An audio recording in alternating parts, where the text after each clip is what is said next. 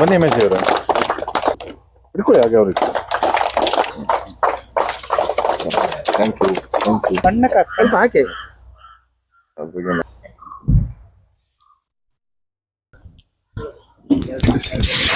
ವೇದಿಕೆ ಮೇಲೆ ಆಸನಿರುವ ನನ್ನ ಸಹೋದರ ನ್ಯಾಯಾಧೀಶರಾದ ಮಾದೇಶ್ ರವರೇ, ವಕೀಲರ ಸಂಘದ ಅಧ್ಯಕ್ಷರಾದ ನಾಗರಾಜ್ ರವರೇ, ಸರ್ಕಾರಿ ಅಭಿಯೋಜಕರಾದ ಚಂದ್ರಶೇಖರ್ ರವರೇ, ಹಿರಿಯ ವಕೀಲರಾದ MS ಗೌಡ್ರವರೇ, ಇನ್ನೊಬ್ಬ ವಕೀಲರಾದ KV ಪ್ರವೀಣ್ ರವರೇ, ಮತ್ತೆ ಈ ಕಾರ್ಯಕ್ರಮ ಆಯೋಜನೆ ಮಾಡಿರುವ ಕುಮಾರ್ ರವರೇ, ಮತ್ತೆ ಬೇರೆ ಸರ್ಕಾರಿ ಶಾಲೆಯಿಂದ ಬಂದ ಶಿಕ್ಷಕರಿಗೂ ಸಹ ಇರಬಹುದು ಅನಿಸ್ತದೆ, ಇಲ್ಲಿ ಗ್ರಾಮಸ್ಥರೇ, ಪ್ರೀತಿ ಮಕ್ಕಳೇ, ಎಲ್ಲರಿಗೂ ನನ್ನ ನಮಸ್ಕಾರಗಳು ಮತ್ತು ಶುಭ ದಿನ.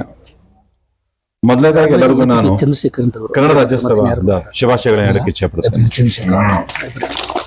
ನಮ್ಗೆಲ್ಲ ತಿಳಿದ ಹಾಗೆ ಪ್ರತಿ ಒಂದು ವರ್ಷ ನಾವು ನವೆಂಬರ್ ಕನ್ನಡ ರಾಜ್ಯೋತ್ಸವನ ಮಾಡ್ತೀವಿ. ಆದ್ರೆ ನಾವು ತಡವಾಗಿ ಕಾರ್ಯಕ್ರಮ ಮಾಡ್ತಾ ಇದೀವಿ ಅಷ್ಟೇನೆ. ಈ ದಿನ ನಾವು ಕನ್ನಡ ರಾಜ್ಯೋತ್ಸವ ಮತ್ತು ಕಾನೂನು ಅರಿವು ನೆರವು ಕಾರ್ಯಕ್ರಮ ಮಾಡೋದಕ್ಕೆ ನಾವು ಇಲ್ಲಿ ಆಗಮಿಸಿದ್ದೇವೆ. ಮೊದಲನೇದಾಗಿ ನಾನು ಕಾನೂನು ಅರಿವು ಬಗ್ಗೆ ಮಾತಾಡೋ ಮುಂಚೆ ನಾನು ಕನ್ನಡ ರಾಜ್ಯೋತ್ಸವ ಮಾತಾಡೋದಕ್ಕೆ ಇಚ್ಛೆ ಪಡ್ತೇನೆ. ನಿಮ್ಗೆಲ್ಲ ಗೊತ್ತಿದೆ, ನಮ್ಮ ದೇಶದಲ್ಲಿ 1947 ನಮ್ಗೆ ಸ್ವಾತಂತ್ರ್ಯ ಸಿಕ್ತು. ನಮ್ಗೆ ಸ್ವಾತಂತ್ರ್ಯ ಸಿಕ್ಕದ ನಂತರ ಕೂಡ ಒಂದು ಪ್ರಶ್ನೆ ಇತ್ತು, ಬ್ರಿಟಿಷರ್ ಬಿಟ್ಟು ಹೋದ ನಂತರ ಯಾವ ರೀತಿ ಆಳ್ವಿಕೆ ಮಾಡಬಹುದು, ಯಾವ ರೀತಿ ಇರ್ತದೆ, ಹೇಗೆ ಅಂತ ಹೇಳಿ. ಹಾಗಾಗಿ ಆ ಸಮಯದಲ್ಲಿ ಈ ಪ್ರದೇಶನ ಭಾಷಿಕ ಅಂದ್ರೆ ಭಾಷೆಯ ಮೇಲೆ ಪ್ರದೇಶಕನ್ನ ಬೇರೆ ಬೇರೆ ಮಾಡ್ತಾ ಇದ್ರು. ಹಾಗಾಗಿ ಈ ನಮ್ಮ ಕರ್ನಾಟಕ ಏನಿತ್ತು, ಕರ್ನಾಟಕ ಅಂತ ಹೇಳಿ ಅದು ಮೈಸೂರು ಪ್ರಾಂತ್ಯ ಇತ್ತು. ಆ ಮೈಸೂರು ಪ್ರಾಂತ್ಯ ಜೊತೆಗೆ ನಾವೇನ್ ಹೇಳ್ತೀವಿ, ಹೈದರಾಬಾದ್ ಕರ್ನಾಟಕ ಇತ್ತು, ಬಾಂಬೆ ಕರ್ನಾಟಕ ಇತ್ತು, ಮಡ್ರಾಸ್ ಕರ್ನಾಟಕ ಇತ್ತು. ಹಾಗಾಗಿ ಇದನ್ನೆಲ್ಲ ಒಂದು ಪ್ರದೇಶ ಮಾಡಿ ಯಾವ ಜಾತಿ ಯಾವ ಭಾಷೆಯಿಂದ ಮಾತಾಡ್ತಾರೆ ಆ ಪ್ರದೇಶನ ಒಂದುಗೂಡಿಸ್ಬೇಕಂತೇಳಿ ಆಗಿನ ಮೈಸೂರು ಮಹಾರಾಜರು ಅದನ್ನ ಒಂದು ಇನಿಷಿಯೇಟಿವ್ ತಗೊಂಡು, ಹಾಗಾಗಿ ಒಂದು ಈ ಭಾಷೆ ಮಾತಾಡೋದ ಪ್ರಕಾರ ಒಂದು ನಮ್ಮ ರಾಜ್ಯನ ನಾವು ಆಗ ಪಡಲಾಗಿತ್ತಾಗ. ಹಾಗಾಗಿ 1956 ಅಲ್ಲಿ ಮೊದಲನೇದಾಗಿ ನಮ್ಮ ಕರ್ನಾಟಕ ರಾಜ್ಯ ನಾವ್ ಏನಂತ ಇದೀವಿ ಈಗ ಮೈಸೂರು ರಾಜ್ಯ ಆಯ್ತಾಗ. ಹಾಗಾಗಿ ಹಿಂದಿನ ಜನರು ಕೂಡ ಸಾಕಷ್ಟು ಶ್ರಮಿಸಿದ್ದಾರೆ. ಎಲ್ಲ ಒಂದು ಏಕತೆ ಮಾಡಬೇಕು, ಎಲ್ಲ ಒಟ್ಟುಗೂಡಿಸಿ ನಾವು ನಡ್ಸ್ಕೊಂಡು ಹೋಗ್ಬೇಕು, ನಮ್ದೇ ಆದ ಒಂದು ರಾಜ್ಯ ಆಗ್ಬೇಕು ಅಂತ ಸಾಕಷ್ಟು ಜನರು ಅದಕ್ಕೆ ಚರ್ಚೆ ಮಾಡಿ ಸಾಕಷ್ಟು ಜನ ಹೋರಾಟ ಮಾಡಿ 1956 ಅಲ್ಲಿ ಅದು ನಮ್ಮ ಸಪರೇಟ್ ಆಗಿ ನಮ್ದೇ ಒಂದು ಪ್ರಾಂತ್ಯದ ಮೇಲೆ ಭಾಷೆಯ ಮೇಲೆ ನಮ್ದೇ ಆದ ಒಂದು ರಾಜ್ಯ ಆಯ್ತು. ಹಾಗಾದ್ರೆ ಮೈಸೂರು ರಾಜ್ಯ ಆಯ್ತು. ಇದಕ್ಕೆ ಸಾಕಷ್ಟು ಕೂಡ ಜನರು ಶ್ರಮಿಸಿದ್ದಾರೆ. ಶ್ರೀರಾಮ್ ಕಾರಂತ್ ಆಗ್ಬೋದು, ಕುವೆಂಪು ಆಗ್ಬೋದು, ದೇವರಾಜ ಅರಸ್ ಆಗ್ಬೋದು, ಇನ್ನಷ್ಟು ಸಾಕಷ್ಟು ಜನ ಕೂಡ ಶ್ರಮ ಇದೆ. ಹಾಗಾಗಿ ಎಷ್ಟೋ ಜನ ಹಿರಿಯರ ಶ್ರಮದಿಂದ ನಮಗಾಗಿ ಒಂದು ಸಪರೇಟ್ ಪ್ರತ್ಯೇಕವಾದ ಒಂದು ರಾಜ್ಯ ಸಿಕ್ಕಿದೆ. ಇನ್ನು ನಮ್ಮ ಭಾಷೆ ಬಗ್ಗೆ ಹೇಳ್ಬೇಕಂತ ಹೇಳಿದ್ರೆ, ನಮ್ಮ ಭಾರತದಲ್ಲಿ ಅನೇಕ ಭಾಷೆಗಳಿದೆ. ಅನೇಕ ಭಾಷೆಯಲ್ಲಿ ನಮ್ಮ ಕರ್ನಾಟಕ ಭಾಷೆ ನಮ್ಮ ಕನ್ನಡ ಭಾಷೆ ಏನಿದೆ ಅದು ರಾಣಿ ಭಾಷೆ ಅಂತಾನೆ ಹೇಳ್ಬೋದು. ಅಷ್ಟು ಸುಂದರವಾದ ಭಾಷೆ ನಮ್ಮ ಭಾಷೆ ಅಲ್ವಾ. ನಮ್ಮ ಭಾಷೆ ಬಗ್ಗೆ ಕುವೆಂಪು ಸಾಕಷ್ಟು ಮಾತುಗಳನ್ನ ಆಡಿದ್ದಾರೆ. ನಮ್ಮ ಭಾಷೆನ ಚೆನ್ನಾಗಿ ಹೇಳಿದ್ದಾರೆ ಅಂತ ಹೇಳಿದ್ರೆ ಅವರು, ಕನ್ನಡ ಭಾಷೆ ಚಂದ, ಕನ್ನಡ ನುಡಿ ಚಂದ, ಕನ್ನಡ ನಾಡು ಚಂದ, ಕನ್ನಡ ಭಾಷೆ ಸೊಗಸು ಅಂತ ಹೇಳ್ತಾರೆ. ಹಾಗಾಗಿ ಒಂದೊಂದು ನಮ್ಮ ಕನ್ನಡ ಏನಿದೆ ಅದು ತುಂಬಾ ಅದ್ಭುತವಾದದ್ದು. ಹಾಗೆ ನಮ್ಮ ಕುವೆಂಪು ಸಹ ನಮ್ಮ ಕರ್ನಾಟಕ ರಾಜ್ಯ ಏನಿದೆ ಆ ರಾಜ್ಯಕ್ಕೂ ಸಹ ಒಂದು ಸುಂದರವಾದ ನಾಡಗೀತೆಯನ್ನು ಕೊಟ್ಟಿದ್ದಾರೆ. ಈಗ ನಾವು ನಾಡಗೀತೆ ನಮ್ಮ ಮಕ್ಕಳು ತುಂಬಾ ಚೆನ್ನಾಗಿ ಹೇಳಿದ್ರು ನಾಡಗೀತೆನ. ಈಗ ಆ ನಾಡಗೀತೆ ನಾವು ಅರ್ಥ ಮಾಡ್ಕೊಂಡ್ರೆ ನಮ್ಮ ರಾಜ್ಯದ ಪ್ರಾಮುಖ್ಯತೆ ಏನಿದೆ ನಮ್ಗೆ ಖಂಡಿತ ಅರ್ಥ ಆಗ್ತದೆ. ವೆಸ್ಟರ್ನ್ ಕಲ್ಚರ್ ಎಲ್ಲ ಈಗ ಆವರಿಸ್ಕೊಂಡಿದೆ. ಈಗ ಜನ ನೋಡ್ತಾ ಇದ್ದೀರ, ಈಗ ಆಲ್ಮೋಸ್ಟ್ ನೀವೊಂದು 100 ಜನ ಮಾತಾಡಿದ್ರೆ ಒಂದು 70-80% ಜನ ಅಷ್ಟು ಈಗ ಆಂಗ್ಲ ಭಾಷೆದಲ್ಲೇ ಮಾತಾಡ್ತಾರೆ. ಕನ್ನಡ ಭಾಷೆದಲ್ಲಿ ಮಾತಾಡೋದು ಕೂಡ ಸಾಕಷ್ಟು ಜನ ಕಮ್ಮಿ. ಖಂಡಿತ ಈಗ ನಾವು ಜೀವನಕ್ಕೆ ಆಂಗ್ಲ ಭಾಷೆ ನಾವು ಕಲಿಬೇಕು. ಈಗ ಯಾಕಂದ್ರೆ ಸಾಕಷ್ಟು ವ್ಯವಹಾರಗಳೆಲ್ಲ ಬೇರೆ ಕಂಪ್ನೀಸ್ಗಳೆಲ್ಲ ಬೇರೆ ದೇಶದಿಂದ ಬರ್ತಾ ಇರೋದ್ರಿಂದ ನಮ್ಗೆ ಆಂಗ್ಲ ಭಾಷೆ ಮುಖ್ಯವಾಗಿದೆ. ಕೋರ್ಟ್ ಲ್ಯಾಂಗ್ವೇಜ್ ಕೂಡ ನಾವು ಇಂಗ್ಲಿಷ್ ಅಂತ ಹೇಳ್ತೇವೆ. ಖಂಡಿತ ನಾವು ಆಂಗ್ಲ ಭಾಷೆ ಕಲಿಬೇಕು. ಯಾಕಂದ್ರೆ ನಮ್ಮ ಕೆಲಸಕ್ಕಷ್ಟೇ ನಾವು ಆಂಗ್ಲ ಭಾಷೆ ಕಲಿಬೇಕು. ಆದ್ರೆ ನಮ್ಮ ಭಾಷೆ ಏನಿದೆ ನಮ್ಮ ಭಾಷೆನ ನಾವು ಮರಿಬಾರ್ದು. ಈಗ ನಾವೆಲ್ಲ ಬೇರೆ ಕಡೆ ಬ್ಯಾಂಗ್ಳೂರ್ ಕಡೆ ಎಲ್ಲ ನೋಡಿದ್ರೆ ಮಕ್ಕಳಿಗೆ ಕನ್ನಡ ಬರೋದೇ ಇಲ್ಲ. ಅವ್ರ ತಂದೆ ತಾಯಿ ಕೆಲವು ಕಡೆಗೆ ಕನ್ನಡ ಮಾತಾಡಿದ್ರೆ ಬೈತಾರೆ, ಯಾಕೆ ಕನ್ನಡ ಮಾತಾಡ್ತೀಯ ನೀನು ಅಂತ. ಇದು ಬರೀ ತಂದೆ ತಾಯಿ ಅಂತ ಕೂಡ ಅಲ್ಲ, ಎಷ್ಟೋ ಶಾಲೆಗಳು ಕೂಡ ಅಷ್ಟೇನೆ. ಕೆಲವು ಶಾಲೆಗಳು ನಮ್ಗೆ ಇನ್ಸಿಡೆಂಟ್ಸ್ ನಾವೆಲ್ಲ ಕೇಳ್ಪಟ್ಟಿದ್ದೀವಿ ನಾವು. ಕನ್ನಡ ಭಾಷೆಯಲ್ಲಿ ಮಾತಾಡಿದ್ರೆ ಫೈನ್ ಇಂಪೋಸ್ ಮಾಡ್ತಾರೆ, ಪೆನಾಲ್ಟಿ ಹಾಕ್ತಾರೆ, ಸ್ಕೂಲಿಂದ ಆಚೆ ತೆಗಿತಾರೆ ಅಂತ ಎಷ್ಟೋ ಕಡೆ ನಡೆದಿದೆ. ಇದು ತಪ್ಪು. ನಾವು ಕರ್ನಾಟಕದಲ್ಲಿದ್ದೀವಿ, ನಮ್ಮ ಭಾಷೆ ಕನ್ನಡ ಭಾಷೆ. ನಮ್ಮ ಕನ್ನಡ ಭಾಷೆನ ನಾವು ಉಳಿಸ್ಬೇಕು, ಅದು ಸಂಸ್ಕೃತಿ ನಾವು ಎಲ್ಲರಿಗೂ ನಾವು ಬೆಳೆಸಬೇಕು. ಹಾಗಾಗಿ ಆಂಗ್ಲ ಭಾಷೆ ಬೇಕು ಮಕ್ಕಳಿಗೆ. ಎಷ್ಟು ಮಟ್ಟಕ್ಕೆ ಅದು ಕೆಲಸ ಕೊಡಿಸೋದಕ್ಕೆ ಅಷ್ಟು ಮಾತ್ರನೇ, ಹೊಟ್ಟೆಪಾಡಿಗೆ ಮಾತ್ರ ಅಷ್ಟೇನೆ. ನಮ್ಮ ಭಾಷೆನ ನಾವು ಎಂದಿಗೂ ನಾವು ಮರಿಬಾರ್ದು. ನಮ್ಮ ಮಕ್ಕಳಿಗೂ ಸಹ ನಾವು ಈ ಕನ್ನಡ ಭಾಷೆ ಬಗ್ಗೆ ಅರಿವು ಮೂಡಿಸ್ಕೊಳ್ಬೇಕು. ಅವ್ರ ಕನ್ನಡ ಭಾಷೆಯ ಸಂಸ್ಕೃತಿ ಬಗ್ಗೆ ನಾವು ಅವ್ರಿಗೆ ಮಾಡಬೇಕು. ಕನ್ನಡ ಭಾಷೆ ಉಳಿಸೋದಕ್ಕೂ ಸಹ ನಾವು ಸಾಕಷ್ಟು ಶ್ರಮ ಪಡಿಸ್ಬೇಕಾಗ್ತದೆ. ಇದು ನನ್ನ ಕನ್ನಡ ರಾಜ್ಯೋತ್ಸವ ಬಗ್ಗೆ ಮಾತಾಡ್ಬೇಕು ಅನ್ಕೊಂಡಿದ್ದ ಅನಿಸಿಕೆಗಳು. ಇನ್ನು ನಾನು ಈ ಕಾರ್ಯಕ್ರಮ ಬರೋ ಮುಂಚೆ ನಮಗೆ MS ಗೌಡರು ಬಂದು ನನ್ನ ಹತ್ರ ಹೇಳಿದ್ರು, ಸರ್ ಈ ಕುಮಾರನ್ ಅವರು ಒಬ್ರು ಇದ್ದಾರೆ ಸರ್ ಈ ಹಳ್ಳಿಯಲ್ಲಿ, ಈ ಅಡಿಯಲ್ಲಿ ಅವರು ಸಮಾಜ ಸೇವೆ ತುಂಬಾ ಚೆನ್ನಾಗಿ ಸಮಾಜ ಸೇವೆ ಮಾಡ್ತಾರೆ. ಮೊದಲನೇದಾಗಿ ಅವ್ರು ಹೇಳಿದ್ದೇನೆ ಅಂತ ಹೇಳಿದ್ರೆ, ಈ ಅನಾಥ ಶವಗಳು ಏನಿರ್ತದೆ, ಈ ಅನಾಥ ಶವಗಳಿಗೆ ಸಂಸ್ಕಾರ ಮಾಡ್ತಾರೆ ಅಂತ ಹೇಳಿದ್ರು. ಖಂಡಿತ ನನಗೆ ತುಂಬಾ ಖುಷಿ ಆಯ್ತು ಆ ಮಾತು ಕೇಳಿದ್ದು. ನಾನು ಈ ಒಂದು ಕಾರಣಕ್ಕೆ ನಾನು ಈ ರೆಗ್ಯುಲರ್ ಫೋರಮ್ಗೆ ಬರ್ತೀನಿ ಅಂತ ನಾನು ಹೇಳಿದೆ. ಯಾಕಂದ್ರೆ ಸಾಕಷ್ಟು ಜನರಿಗೆ ಈ ಮನೋಭಾವ ಇರೋದಿಲ್ಲ. ಎಷ್ಟೋ ಜನ ಅವ್ರವ್ರ ಕೆಲಸ ಮಾಡ್ಕೊಳೋದಕ್ಕೆ ಇದು ಮಾಡ್ತಾರೆ, ಇವತ್ತೆಲ್ಲ ಪೋಸ್ಟ್ಪೋನ್ ಮಾಡ್ತಾರೆ.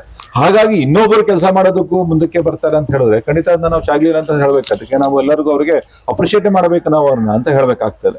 ಯಾಕಂದ್ರೆ ಇನ್ನೊಬ್ಬರ ಡೆಡ್ ಬಾಡಿ ನಾವು ರಿಲೇಟಿವ್ಸ್ ಯಾರು ಬೇಡ ಅಂತ ಬಿಟ್ಟು ಹೋಗಿರೋ ಬಾಡೀಸ್ ಕೂಡ ಅಂತವ್ರು ನಾವು ಐಡೆಂಟಿಫೈ ಮಾಡಿ ಪಾಪ ಅಂತ ಅವ್ರನ್ನ ದಫಾನ್ ಮಾಡಿ ಅಂತೆಲ್ಲ ಮಾಡ್ತಾರೆ ಅಂದ್ರೆ ಖಂಡಿತ ದೇವ್ರವ್ರಿಗೆ ಒಳ್ಳೇದೇ ಆಗ್ತದೆ, ಒಳ್ಳೇದು ಮಾಡ್ತಾರೆ ದೇವ್ರಂತವ್ರಿಗೆ. ಹಾಗಾಗಿ ಅವ್ರು ಇನ್ನೂ ಇಂಥದ್ದೆಲ್ಲ ಮಾಡ್ತಾ ಇರ್ಲಿ ಅಂತ ನನ್ನ ಒಂದು ಆಶಯ ಅಂತ ಹೇಳಕ್ಕೆ ವ್ಯಕ್ತಪಡಿಸ್ತೇನೆ. ಕಾನೂನು ಅರಿವು ಬಗ್ಗೆ ಹೇಳ್ಬೇಕಂತ ಹೇಳಿದ್ರೆ ಪ್ರತಿಯೊಬ್ಬರು ಪ್ರಜೆಗಳಾಗಿ ನಾವು ಕಾನೂನು ಬಗ್ಗೆ ನಾವು ತಿಳ್ಕೊಬೇಕಾಗ್ತದೆ. ಈಗ ಕಾನೂನು ಸಾಕಷ್ಟು ಕಾನೂನುಗಳಿದೆ, ಕಾನೂನು ಗೊತ್ತಿಲ್ಲ ಅಂತ ನಾವು ಹೇಳಕ್ಕಾಗಲ್ಲ. ಎಷ್ಟೋ ಜನ ಹೇಳ್ತಾರೆ ನನಗೆ ಕಾನೂನು ಗೊತ್ತಿಲ್ಲ ಸ್ವಾಮಿ ಹಾಗಾಗಿ ತಪ್ಪಾಗೋಯ್ತು ಅಂತ. ಕಾನೂನು ಗೊತ್ತಿಲ್ಲ ತಪ್ಪು ಮಾಡಿದ್ರೆ ನಾವು ಶಿಕ್ಷೆಯಿಂದ ಬಿಡಕ್ಕಾಗೋದಿಲ್ಲ. ಎಷ್ಟೋ ಜನ ಮರ್ಡರ್ ಮಾಡ್ಬಿಡ್ತಾರೆ, ಗೊತ್ತಿಲ್ಲ ಮಾಡ್ಬಿಟ್ಟೆ ನಾನು ಅಂತ ಹೇಳ್ತಾರೆ. ಹಾಗಾಗಿ ಅವ್ನು ಗೊತ್ತಿಲ್ಲ ಅಂತ ಮಾಡಿದ ತಕ್ಷಣ ಬಿಡಕ್ಕಾಗ್ತದ? ಒಬ್ಬ ಪ್ರಜೆಯಾಗಿ ನಾವು ಕಾನೂನು ಬಗ್ಗೆ ನಾವು ತಿಳ್ಕೋಬೇಕು, ಅದು ನಮ್ಮ ಆದ ಕರ್ತವ್ಯ ಆಗ್ತದೆ ಅದು ಅಂತ. ಹಾಗಾಗಿ ಅನೇಕ ಕಾನೂನುಗಳಿರೋದ್ರಿಂದ ನಾನು ನಿಮ್ಗೆ ಈ ಹಂತದಲ್ಲಿ ಕೆಲವು ಕಾನೂನುಗಳ ಬಗ್ಗೆ ಮಾತ್ರ ಹೇಳಕ್ಕೆ ಇಚ್ಛೆ ಪಡ್ತೇನೆ. ಇದರಲ್ಲಿ ಬಹುಮುಖ್ಯವಾಗಿ ನಾವು ಕೋರ್ಟಲ್ಲಿ ಏನ್ ನೋಡ್ತಾ ಇದೀವಿ ಅಂತ ಹೇಳಿದ್ರೆ, ನಾವು ಈ ವಿಭಾಗದ ಕೇಸಸ್ಗಳು ಸಾಕಷ್ಟು ನೋಡ್ತಾ ಇದೀವಿ. ನಾವು ಹೆಣ್ಮಕ್ಳಿಗೆಲ್ಲ ಮದುವೆ ಮಾಡ್ಬಿಟ್ಟಿದೀವಿ ಅಲ್ವಾ, ಹೆಣ್ಮಕ್ಳಿಗೆಲ್ಲ ಏನ್ ಬೇಕೆಲ್ಲ ಕೊಟ್ಟು ಕಳಿಸ್ಬಿಟ್ಟಿದೀವಿ. ಅವ್ರಿಗೆಲ್ಲ ನಾವ್ ಯಾಕೆ ಭಾಗ ಕೊಡ್ಬೇಕು? ತಿರ್ಗಾ ನಮ್ಮ ತಂದೆ ತಾಯಿರವ್ರಿಗೆ ಏನ್ ಬೇಕೆಲ್ಲ ಕೊಟ್ಟು ಕಳಿಸಿದೀವಿ, ಹಾಗಾಗಿ ಅವ್ರಿಗೆ ಭಾಗ ಇಲ್ಲ ಅನ್ನೋದು ಒಂದು ಎಲ್ಲರೂ ಸಾಕಷ್ಟು ಜನ ಕ್ವಶನ್ ರೈಸ್ ಮಾಡ್ತಾರೆ. ಪ್ಲಸ್ ಅವ್ರು ಸಮಾನವಾದ ಹಕ್ಕು ಕೊಡ್ಬೇಕಾ ಅವ್ರಿಗೆ? ಅವ್ರ ಗಂಡನ ಮನೇಲಿ ಅವ್ರಿಗೆ ಆಸ್ತಿ ಸಿಗ್ತದೆ, ತಾಯಿ ಮನೇಲಿ ಯಾಕೆ ಆಸ್ತಿ ಕೊಡಬೇಕು ಅಂತ ಹೇಳಿ ಅವ್ರು ಸಾಕಷ್ಟು ಕ್ವಶನ್ಸ್ ರೈಸ್ ಮಾಡ್ತಾರೆ. ಹಾಗಾಗಿ ಈ ಹಂತದಲ್ಲಿ ನಿಮ್ಗೆ ಪಾರ್ಟಿಷನ್ಸ್ ಬಗ್ಗೆ, ಈ ವಿಭಾಗದ ಬಗ್ಗೆ ಸ್ವಲ್ಪ ಅರಿವು ಮೂಡಿಸೋಕೆ ನಾನು ಪ್ರಯತ್ನ ಪಡ್ತೇನೆ. 1956ನೇ ಇಸ್ವಿ ಪೂರ್ವದಲ್ಲಿ ಹೆಣ್ಮಕ್ಳಿಗೆ ಯಾವುದೇ ಭಾಗ ಇರ್ತಾ ಇರಲಿಲ್ಲ. ತಂದೆ ಆಸ್ತಿ ಆಗ್ಲಿ ಇಲ್ಲ ಪಿತ್ರಾಜಿತ ಆಸ್ತಿ. ಪಿತ್ರಾಜಿತ ಆಸ್ತಿ ಅಂದ್ರೆ 4 ತಲೆಮಾರ್ದಿರೋದು, ಅಂದ್ರೆ ಮುತ್ತಜ್ಜನ ಆಸ್ತಿಯಲ್ಲಿ ಅಂತ. ಅವಾಗ ಹೆಣ್ಮಕ್ಳಿಗೆ ಯಾವುದೇ ರೀತಿ ಭಾಗ ಕೊಡ್ತಾ ಇರ್ಲಿಲ್ಲ. ಅವ್ರಿಗೆ ಏನಿತ್ತು ಅಂತ ಹೇಳಿದ್ರೆ ಜೀವನಾಂಶ ಮಾತ್ರ ಕೊಡಬೇಕು ಅಂತ. ಸೊ ಜೀವನಾಂಶಕ್ಕೆ ಮಾತ್ರಕ್ಕೆ ಅವ್ರಿಗೆ ಹಕ್ಕಿತ್ತು. 1956 ಪೂರ್ವದಲ್ಲಿ ಬರೀ ಜೀವನಾಂಶ ಮಾತ್ರ ಹೆಣ್ಮಕ್ಳನ್ನ ಕೇಳಿ ಪಡ್ಕೊಂತಾ ಇದ್ರು. ತದನಂತರ ಏನಾಯ್ತು ಅಂತ ಹೇಳಿದ್ರೆ ತಂದೆ ಆಸ್ತಿಯಲ್ಲಿ ಹೆಣ್ಮಕ್ಳಿಗೆ ಸಮಾನವಾದ ಭಾಗ ಕೊಡಬೇಕು ಅಂತ 1956 ಇಸ್ವಿ ನಂತರ ಬಂತು. ಅಲ್ಲಿ ತಂದೆ ಆಸ್ತಿ ಅಂತ ಒಂದೇ ಅಂತಲ್ಲ, ಈ ಪಿತ್ರಾಜಿತ ಆಸ್ತಿಗಳು ಇರ್ತದಲ್ಲ, 4 ತನ್ಮಾರ ಆಸ್ತಿಯಲ್ಲಿ ಗಂಡು ಮಕ್ಕಳ ತರ ಈಕ್ವಲ್ ಕೊಡೋದೇನು ಇರೋದಿಲ್ಲ. ಅವರಿಗೆ ತಂದೆಗೆ ಒಂದು ಭಾಗ ಕೊಡ್ತೀವಿ ನಾವು. ಉದಾಹರಣೆಗೆ 2 ಗಂಡು ಮಕ್ಕಳು, 1 ಹೆಣ್ಣು ಮಗು ಇರ್ತದೆ, ತಂದೆ ಒಬ್ಬ ಇರ್ತಾನೆ. ಅವಾಗ ಏನ್ ಮಾಡ್ತಾ ಇತ್ತು ಕೋರ್ಟ್ ಅಂತ ಹೇಳಿ, 2 ಗಂಡು ಮಕ್ಕಳಿಗೆ ಒಂದು ಭಾಗ ಕೊಡ್ತಾ ಇದ್ರು, ತಂದೆಗೆ ಒಂದು ಭಾಗ ಕೊಡ್ತಾ ಇದ್ರು. ಆ ತಂದೆ ಭಾಗದಲ್ಲಿ ತಿರ್ಗಾ ಏನ್ ಮಾಡ್ತಾ ಇದ್ವಿ ನಾವು, ಗಂಡು ಮಕ್ಕಳಿಗೆ ತಲಾ ಒಂದೊಂದು ಭಾಗ ಕೊಟ್ಟು ತಾಯಿಗಾಗ್ಲಿ ಹೆಂಡತಿಗಾಗ್ಲಿ ಮಗಳಿಗಾಗಿ ಒಂದು ಭಾಗ ಕೊಡ್ತಾ ಇದ್ವಿ ನಾವು. ಹಾಗಾಗಿ ಮೊದಲು ಸಮಾನವಾದ ಭಾಗ ಇರ್ತಾ ಇರ್ಲಿಲ್ಲ, ತಂದೆ ಪಾಲ್ನಲ್ಲಿ ಮಾತ್ರ ಹೆಣ್ಮಗಿಗೆ ಭಾಗ ಸಿಗ್ತಾ ಇತ್ತು ಆಗ. ತದನಂತರ ಏನಾಯ್ತು, 1994 ಅಲ್ಲಿ ನಮ್ಮ ಕರ್ನಾಟಕ ಒಂದು ಅಮೆಂಡ್ಮೆಂಟ್ ತಂತು. ಅದ್ರಲ್ಲಿ ಏನ್ ಮಾಡಿದ್ರು, ಪಿತ್ರಾಜಿತ ಆಸ್ತಿಯಲ್ಲಿ ಸಮಾನವಾದ ಭಾಗ ಕೊಡಬೇಕು, ಗಂಡು ಮಕ್ಕಳಿಗೆ ಯಾವ ರೀತಿ ಭಾಗ ಕೊಡ್ತೀವೋ ಹೆಣ್ಣು ಮಕ್ಕಳಿಗೂ ಅದೇ ರೀತಿ ಭಾಗ ಕೊಡಬೇಕು ಅಂತ ಮಾಡಿದ್ರು. ಅದನ್ನೇ 2005 ಕೂಡ ಸೆಂಟ್ರಲ್ ಗವರ್ಮೆಂಟ್ ಒಂದು ಆಕ್ಟ್ ತಂತು. ಹೌದು, ಗಂಡು ಮಕ್ಕಳಿಗೆ ಏನ್ ನಾವು ಭಾಗ ಕೊಡ್ತಾ ಇದೀವೋ ಎಲ್ಲಾ ಆಸ್ತಿಯಲ್ಲಿ ಹೆಣ್ಮಕ್ಳಿಗೂ ಭಾಗ ಕೊಡಿ ಅಂತ ಮಾಡ್ತು. ಅದು ಸಾಕಷ್ಟು ಕಾಂಪ್ಲಿಕೇಶನ್ಸ್ ಹಾಕಿತ್ತು, ಅದು ಸಾಕಷ್ಟು ಚಾಲೆಂಜ್ ಮಾಡ್ಕೊಂಡು ಬಂದ್ರು. 2023ನಲ್ಲಿ ನಮ್ಮ ಸುಪ್ರೀಂ ಕೋರ್ಟ್ ಫೈನಲ್ ವರ್ಡಿಕ್ಟ್ ಮಾಡ್ತು, ಒಂದು ಜಜ್ಮೆಂಟ್ ಮಾಡ್ತು. ಅದ್ರಲ್ಲಿ ಏನ್ ಮಾಡಿದ್ರು, ಹೆಣ್ಮಕ್ಳಿಗೆ ಗಂಡು ಮಕ್ಕಳ ತರ ಸಮಾನವಾದ ಭಾಗ ಕೊಡಿ.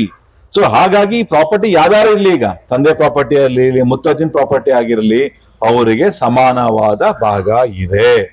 ಅಲ್ಲೇ ಒಂದು ಕಂಡೀಷನ್ ಹಾಕಿದ್ರು. ಒಂದು ಕಂಡೀಷನ್ ಏನಂತ ಹೇಳಿದ್ರೆ, 2004 ಪೂರ್ವದಲ್ಲಿ ಏನಾದ್ರು ಗಂಡು ಮಕ್ಕಳು ರಿಜಿಸ್ಟರ್ ಪಾರ್ಟಿಷನ್ ಮಾಡ್ಕೊಂಡಿದ್ದಾರೆ, ಇಲ್ಲ ಕೋರ್ಟ್ ಇಂದ ಡಿಗ್ರಿ ಏನಾದ್ರು ತಗೊಂಡಿದ್ದಾರೆ, ಅಂತ ಪ್ರಾಪರ್ಟಿಯಲ್ಲಿ ಹಕ್ಕಿಲ್ಲ, ಅದನ್ನ ಓಪನ್ ಮಾಡಕ್ ಆಗೋದಿಲ್ಲ ಅಂತ. ಸೊ ಯಾವಾರು ಗಂಡು ಮಕ್ಳು ಏನಾದ್ರು 2004 ಪೂರ್ವದಲ್ಲಿ ಏನಾದ್ರು ರಿಜಿಸ್ಟರ್ ಡಾಕ್ಯುಮೆಂಟ್ಸ್ ಮಾಡಿ ಪಾರ್ಟಿಷನ್ ಮಾಡ್ಕೊಂಡಿದ್ರೆ, ರಿಜಿಸ್ಟರ್ ಪಾರ್ಟಿಷನ್ ಡೀಡ್ ಮಾಡ್ಕೊಂಡಿದ್ರೆ, ಇಲ್ಲ ಅಂತ ಹೇಳಿದ್ರೆ ಕೋರ್ಟ್ ಇಂದ ಡಿಗ್ರಿ ತಗೊಂಡಿದ್ರೆ, ಅಂತ ಕೇಸಲ್ಲಿ ಹೆಣ್ಣು ಮಕ್ಕಳಿಗೆ ಭಾಗ ಇಲ್ಲ. ಅದೇ ರೀತಿ ಆ ಸೊತ್ತುನೇನಾದ್ರು ಗಂಡು ಮಕ್ಕಳ ತಂದೆ ತಾಯಿ ಏನಾದ್ರು ಮಾರಾಟ ಮಾಡಿಬಿಟ್ಟಿದ್ದಾರೆ, 2004 ಪೂರ್ವದಲ್ಲಿ ಮಾರಾಟ ಮಾಡಿದ್ದಾರೆ, ಅದನ್ನ ಪ್ರಶ್ನೆ ಮಾಡಕ್ ಆಗೋದಿಲ್ಲ. ಸೊ ಇದೊಂದೇ ರೈಡರ್ ಇದ್ರಲ್ಲಿ, ಅಂದ್ರೆ 2004 ಟ್ರಾನ್ಸಾಕ್ಷನ್ಸ್ ಆಗಿದ್ರೆ ಅದ್ರಲ್ಲಿ ಹೆಣ್ಣು ಮಕ್ಕಳಿಗೆ ಭಾಗ ಇಲ್ಲ ಅಂತ. ಇವ್ ಯಾವ ಆಸ್ತಿ ಆಗದ್ರೆ ಉಳಿದಿದ್ರೆ ಕೂಡ ಹಂತದಲ್ಲಿ ಭಾಗ ಕೊಡಬೇಕು ಅಂತ ಮಾಡಿದ್ದಾರೆ. ಈ ರೀತಿ ಜಡ್ಜ್ಮೆಂಟ್ಸ್ ಬಂದಿದ್ರು ಕೂಡ ನಾವು ಕೋರ್ಟ್ ಎಲ್ಲ ಏನ್ ನೋಡ್ತಾ ಇದೀವಿ, ಎಷ್ಟೋ ಕೇಸಸ್ ಅಲ್ಲಿ ಅಣ್ಣ ತಮ್ಮರು ಬರ್ತಾರೆ ಕೋರ್ಟ್ಗೆ, ನಾವ್ ಯಾಕೆ ಭಾಗ ಕೊಡ್ಬೇಕು ಅವ್ರಿಗೆ, ನಾವು ಭಾಗ ಕೊಡಲ್ಲ ಅಂತಾರೆ. ಈಗ ಸೆಟ್ಲ್ ಆಗಿದೆ, ನಾನು ಹೇಳದ್ನಲ್ಲ, ಮೊದಲು ಕನ್ಫ್ಯೂಷನ್ ಇತ್ತು, ಯಾವ್ದಲ್ಲಿ ಕೊಡಬೇಕು ಯಾವ್ದಲ್ಲಿ ಕೊಡಬಾರ್ದು ಅಂತ. ಈಗ ಹಾಗಲ್ಲ, ಎಲ್ಲದಲ್ಲೂ ಕೊಡಬೇಕು ಅಂತ ಮಾಡಿದ್ದಾರೆ. ನೀವು 20 ವರ್ಷ ನೀವು ಕೇಸ್ ನಡೆಸಿದ್ರೆ ಕೂಡ ನೀವು ತೀರ್ಮಾನ ಆಗೋದಿದೇನೆ. ನೀವು ಯಾವಾಗ ನೀವು ಅದ್ರ ಮೊದಲು ನೀವು ಹೆಣ್ಮಕ್ಳಿಗೆ ಏನಾಗಿರ್ತದೆ ಅಂತ ಹೇಳಿದ್ರೆ ಅವ್ರಿಗೆ ಭಾಗ ಇಂಪಾರ್ಟೆಂಟ್ ಇರಲ್ಲ. ಅವ್ರಿಗೆ ಏನಾಗ್ತದೆ ತವ್ರ ಮನೇಲಿ ಸಿಗೋ ಪ್ರೀತಿ ಕಮ್ಮಿ ಆಗಿರ್ತದೆ. ಒಂದಲ್ಲ ಒಂದು ಕಾರಣ, ಅಣ್ಣನಿಗೆ ಮದುವೆ ಆದ ನಂತರ ಸ್ವಲ್ಪ ಚೇಂಜಸ್ ಆಗ್ತದೆ, ನಿಮ್ಗೆಲ್ಲ ಗೊತ್ತಿದೆ. ಮನೆ ಸೊಸೆ ಬಂದ ನಂತರ ನಾದಿನ ನಡ್ಸ್ಕೊಂಡ ರೀತಿನೇ ಬೇರೆ ಇರ್ತಿತ್ತು. ಹಾಗಾಗಿ ಏನಾಗ್ತದೆ, ಸ್ವಲ್ಪ ಜಿದ್ದಕ್ ಬಿದ್ದು ಭಾಗ ಕೇಳ್ತಾರೆ ಅವರು. ಅಷ್ಟು ಬಿಟ್ರೆ ಅವ್ರಿಗೆ ಭಾಗ ತಗೊಳ್ಳೇಬೇಕು, ಅಣ್ಣ ತಮ್ಮರಿಗೆ ತೊಂದರೆ ಕೊಡಬೇಕನ್ನೋ ಉದ್ದೇಶ ಅವ್ರಿಗೆ ಇರೋದಿಲ್ಲ. ಆದ್ರೆ ಯಾವಾಗ ಅವ್ರಿಗೆ ನೋಡಿ ಪ್ರೀತಿ ಕಮ್ಮಿ ಆಯ್ತು ಅಂತ ಹೇಳಿದ್ರೆ ಆಗ ನಾವೇನ್ ಹೇಳ್ತೀವಿ, ಜಿದ್ದು ಜಾಸ್ತಿ ಆಗ್ತದೆ. ಹಾಗಾಗಿ ನ್ಯಾಯಾಲಯಕ್ಕೆ ಬರ್ತಾರೆ. ಸೊ ಹಾಗಾಗಿ ಅಂತದೇನಂದ್ರೆ ನೀವೇನಾದ್ರು ನಾವು ಲೋಕದಲಸ್ ಮಾಡ್ತೀವಿ, ಪ್ರತಿ ಒಂದು ವರ್ಷದಲ್ಲಿ 4-5 ಬಾರಿ ಲೋಕದಲಸ್ ಬರ್ತದೆ. ಈ ಲೋಕದಲಸಲ್ಲಿ ನಾವು ಹೆಣ್ಮಕ್ಳನ್ನ ಕರೆದು ನೀವು ಪ್ರೀತಿಯಿಂದ ಮಾತಾಡಿ, ನೋಡಿ ಈ ರೀತಿ ಆಗಿದೆ, ನಿಮ್ಮ ಮದುವೆಗೆ ಇಷ್ಟೆಲ್ಲ ನಾವೆಲ್ಲ ಖರ್ಚು ಮಾಡಿದೀವಿ, ತದನಂತರ ನಾವೆಲ್ಲ ಕಷ್ಟ ಬಿದ್ದು ದುಡ್ಡು ಹಾಕಿದೀವಿ, ಅದಕ್ಕೆ ನಾವ್ ಇದನ್ನೆಲ್ಲ ಇಂಪ್ರೂವ್ಮೆಂಟ್ಸ್ ಮಾಡಿದೀವಿ, ಹಾಗಾಗಿ ನೀವು ಸ್ವಲ್ಪ ಅದನ್ನ ಭಾಗದಲ್ಲಿ ₹1 ತಗೊಳ್ಳೋದು 50 ಪೈಸೆ ತಗೊಳ್ಳಿ, 25 ಪೈಸೆ ತಗೊಳ್ಳಿ ಅಂತ ನೀವು ಹೆಣ್ಮಕ್ಳಿಗೆ ನೀವು ಏನಾದ್ರು ಕೂತು ಮಾತಾಡಿದ್ರೆ ಖಂಡಿತ ಒಪ್ತಾರೆ. ಪ್ರತಿಯೊಬ್ಬ ಹೆಣ್ಮಕ್ಳಿಗೂ ತವರು ಮನೆ ಮೇಲೆ ಪ್ರೀತಿ ಇರ್ತದೆ. ಗಂಡನ ಮನೆಗೆ ಚೆನ್ನಾಗಿದ್ದರೆ ಖಂಡಿತ ಪ್ರೀತಿ ತವರು ಮನೆ ಕಡೆಗೆ ಇರ್ತದೆ. ಅದನ್ನ ಬಿಟ್ಟು ಏನ್ ಮಾಡ್ತಾರೆ, ಸುಮ್ನೆ ಕೇಸ್ ನಡೆಸ್ತೀವಿ ಅಂತ ಹೇಳಿ ಇಲ್ದಿರೆಲ್ಲ ಡಿಫೆನ್ಸ್ ರೈಸ್ ಮಾಡ್ತಾರೆ. ಅದು ಮಾಡ್ತಾರೆ, ಹೌದು ಭಾಗ ನಮಗ್ ಬಿಟ್ಟು ಕೊಟ್ಬಿಟ್ಟಿದ್ದಾರೆ, ನಾವು ಮೊದಲೇ ಯಾರಿಗ ಮಾಟ ಮಾಡ್ಬಿಟ್ಟಿದೆ, ನಮ್ಗೆ ಗಿಫ್ಟ್ ಆಗ್ಬಿಟ್ಟಿದೆ, ಅದಾಗ್ಬಿಟ್ಟಿದೆ, ಅವ್ರಿಗೆ ಭಾಗನೇ ಕೊಡೋಣ. ನಾನು ಹೇಳಿದ್ನಲ್ಲ, 20 ವರ್ಷ ಅಲ್ಲ 30 ವರ್ಷ ನೀವು ಏನ್ ಕೇಸ್ ನಡೆಸಿದ್ರೆ ಕೂಡ ಇದು ಕಾನೂನು ಇಷ್ಟೇನೆ. ನೀವು ಎಲ್ಲೋದ್ರೆ ಕೂಡ ಇದೇ ಕಾನೂನು ಸಿಗ್ತದೆ. ಅದ್ರ ಬದಲು ನೀವು ಕೇಸನ್ನ ನಾನು 20 ವರ್ಷ ನೀವು ನಡೆಸಿ ನೀವು ಅವ್ರಿಗೆ ಸಮಾನವಾದ ಭಾಗ ಕೊಡೋ ಮೊದಲು ಅವ್ರಿಗೆ ಲೋಕದಲಸ ಕೂರ್ಸಿ ತಪ್ಪ ಏನೋ ನೀವು ಮಾತಾಡಿದ್ರೆ ಖಂಡಿತ ಅವರು ಹೆಣ್ಮಕ್ಳು ನಿಮ್ಗೆ ಒಪ್ತಾರೆ. ಇನ್ನೊಂದು ಎಲ್ಲರೂ ಹೇಳ್ಬೋದು, ಹೆಣ್ಮಕ್ಳಿಗೆ ನಾವು ಆಗಿನ ಕಾಲದಲ್ಲಿ 10 ಲಕ್ಷ 20 ಲಕ್ಷ ನಾವೆಲ್ಲ ಖರ್ಚು ಮಾಡಿ ಮದುವೆ ಮಾಡಿರ್ತೀವಲ್ಲ, ಅದು ನಮ್ಗೆ ಲಾಸ್ ಆಗಿದೆಯಲ್ಲ ಹಾಗೆ ಅಂತ. ಖಂಡಿತ ನೀವೇನಾದ್ರು ಕೋರ್ಟ್ಗೆ ಬಂದು ಅದ್ರಿಗೆ ಏನಾದ್ರು ಎವಿಡೆನ್ಸ್ ಕೊಟ್ಟು ಸಾಬೀತೇನ ಪಡಿಸಿದ್ರೆ, ನಾವು ಹೆಣ್ಮಕ್ಳಿಗೆ ಇಷ್ಟು ನಾವೆಲ್ಲ ಖರ್ಚು ಮಾಡಿದೀವಿ, ಇಷ್ಟು ಒಡವೆಗಳನ್ನ ತಗೊಂಡಿದೀವಿ, ಮದುವೆ ಚೌಟಿಗೆ ಇಷ್ಟು ಖರ್ಚಾಗಿದೆ, ಬಟ್ಟೆಗೆ ಇಷ್ಟು ಖರ್ಚಾಗಿದೆ ಅಂತ ನಿಮ್ಮ ಕಡೆಗೆ ಏನೋ ದಾಖಲೆ ಏನಾರು ಇದ್ರೆ, ಆ ಹೆಣ್ಮಕ್ಳಿಗೆ ನಾವ್ ಏನು ಭಾಗ ಕೊಡ್ತೀವಿ ಆ ಭಾಗದಲ್ಲಿ ಈ ಖರ್ಚಿನ ಎಕ್ಸ್ಪೆಂಡಿಚರ್ಸ್ ಅಲ್ಲಿ ಏನಿದೆ ನಾವು ಲೆಸ್ ಮಾಡ್ತೀವಿ. ಆದ್ರೆ ಸಮಸ್ಯೆ ಏನಂದ್ರೆ ಯಾರು ದಾಖಲೆ ಇಟ್ಕೊಳೋದಿಲ್ಲ. ಯಾರು ಗೊತ್ತು ಮುಂದೆ ತಂಗಿಯಂದ್ರೆ ಹಿಂಗ್ ಮಾಡ್ತಾರೆ ಅಂತ ಯಾರಿಗೂ ಇರೋದಿಲ್ಲ. ಹಾಗಾಗಿ ದಾಖಲೆ ಸಿಗಲ್ಲ. ಯಾಕಂದ್ರೆ ನಾವು ಕೋರ್ಟ್ಗೆ ಅಂತ ಹೇಳಿದ ಜಡ್ಜಸ್ ಏನಂದ್ರೆ, ನಾವು ಐ ವಿಟ್ನೆಸ್ ಅಲ್ವಲ್ಲ, ನೀವ್ ಏನ್ ಮದುವೆ ಮಾಡಿದಿರಿ ಹಾಗೆ ಮಾಡಿದ್ರೆ ನಾವು ನೋಡಿರೋದಿಲ್ಲ, ನಮ್ಗೆ ಆಧಾರ ಬೇಕು, ನೀವು ಎವಿಡೆನ್ಸ್ ಕೊಡ್ಬೇಕು ನಮ್ಗೆ. ನೀವು ಎವಿಡೆನ್ಸ್ ಏನಾದ್ರು ಕೊಟ್ರೆ ಖಂಡಿತ ನಾವು ಅದನ್ನ ಕನ್ಸಿಡರ್ ಮಾಡಬೇಕಾಗ್ತದೆ. ಹಾಗಾಗಿ ನಾವೆಲ್ಲ ಕೋರ್ಟಲ್ಲಿ ನಾವೇನ್ ನೋಡ್ತಾ ಇದೀವಿ, ಆಲ್ಮೋಸ್ಟ್ 50% ಆಫ್ ಕೇಸಸ್ ಏನಿದೆ ಬರೀ ವಿಭಾಗದ ಕೇಸಸ್ ಇದೆ. ಸೊ ಈ ವಿಭಾಗದ ಕೇಸಸ್ ನೀವು ಎಷ್ಟು ಪ್ರೊಲಾಗ್ ಮಾಡ್ಕೊಂಡು ಹೋಗ್ತಿರೋ ಅದು ಖಂಡಿತ ಅದು ಅನಾನುಕೂಲನೇ ಆಗೋದು. ಅನ್ಲೆಸ್ ನಾ ಹೇಳಿದ್ನಲ್ಲ, ರಿಜಿಸ್ಟರ್ ಡಾಕ್ಯುಮೆಂಟ್ಸ್ ಇದ್ರೆ ಓಕೆ, ಇಲ್ಲ ಅಂತ ಹೇಳಿದ್ರೆ ಹೆಣ್ಮಕ್ಳಿಗೆ ಇವತ್ತೆಲ್ಲ ಇನ್ನು ಮುಂದಕ್ಕೆ ನೀವು ಭಾಗ ಕೊಳ್ಳೇಬೇಕಾಗ್ತದೆ. ಅದ್ರ ಮೊದಲು ಹೆಣ್ಮಕ್ಳನ್ನ ನೀವು ಕೂರಿಸಿ ನೀವು ಮಾತುಕತೆ ಮಾಡಿದ್ರೆ ಖಂಡಿತ ಎಷ್ಟೋ ಕೆಲಸ ನಾವೇ ಮಾಡಿದ್ವಿ. ರಾಜಿ ತೀರ್ಮಾನ ನಾವು ವಕೀಲರು ಕೂರ್ಸ್ಕೊಂಡು ಎಷ್ಟೋ ಜನ ಮಾತಾಡಿಸಿ ಹೆಣ್ಮಕ್ಳಿಗೆ ಅಷ್ಟೇ ಇರೋದು, ಅವ್ರ ಮನೆಯಿಂದ ನಮ್ಗೆ ಏನೂ ಸಿಗಲ್ಲ. ಅಟ್ಲೀಸ್ಟ್ ವರ್ಷಕ್ಕೊಂದ್ಸರಿ ಕರೆಸಿ ಅವ್ರಿಗೇನೋ ಪ್ರೀತಿಯಿಂದ ನೀವೇನೋ ಅರ್ಶಿನ ಕುಂಕುಮ ಕೊಟ್ಟು ಕಳಿಸಿದ್ರೆ ಅವ್ರಿಗೆ ಅಷ್ಟೇ ಸಾಕು. ಅದು ಸಿಗ್ತಾ ಇರಲ್ಲ. ಹಾಗಾಗಿ ಏನಾಗ್ತದೆ, ಅವ್ರ ಕಡೆ ಜಿದ್ದು ಬೆಳೆಸ್ಕೊಂಡಿರ್ತಾರೆ. ಎಷ್ಟೋ ಕೇಸ ನಾವೇ ಕೂತು ಮಾತಾಡಿ ಅವ್ರಿಗೆ ಒಂದು ಸಣ್ಣದ ಒಂದು ಭಾಗನ ನಾವು ಅವ್ರಿಗೆ ಕೊಟ್ಟು ಕಳಿಸಿ ಎಷ್ಟೋ ಕೇಸ್ನ ನಾವು ರಾಜ್ಯದಲ್ಲಿ ತೀರ್ಮಾನ ಮಾಡಿದ್ದೀವಿ. ಹಾಗಾಗಿ ಪ್ರತಿ 1 ವರ್ಷಗಳು ಲೋಕದಲಸ ಬರ್ತಾ ಇದೆ. ಹಾಗಾಗಿ ನಿಮ್ಮ ಕುಟುಂಬದಲ್ಲಾಗ್ಲಿ ನಿಮ್ಮ ಸ್ನೇಹಿತರದಾಗ್ಲಿ ಎಷ್ಟೆಷ್ಟು ಕೇಸಸ್ಗಳಿದೆ ಅವ್ರಿಗೆ ಹೇಳಿ, ನೋಡಿ ಈ ರೀತಿ ಮಾಡೋದು ಒಳ್ಳೇದಾಗ್ತದೆ, ನಿಮ್ಗೆ ಸುಮ್ಮನೆ ನಾವು ಕೇಸಸ್ ನಡೆಸಿ ಕಾನೂನು ಇದೇ ಆಗ್ತದೆ ಅಂತ ಹೇಳಿ.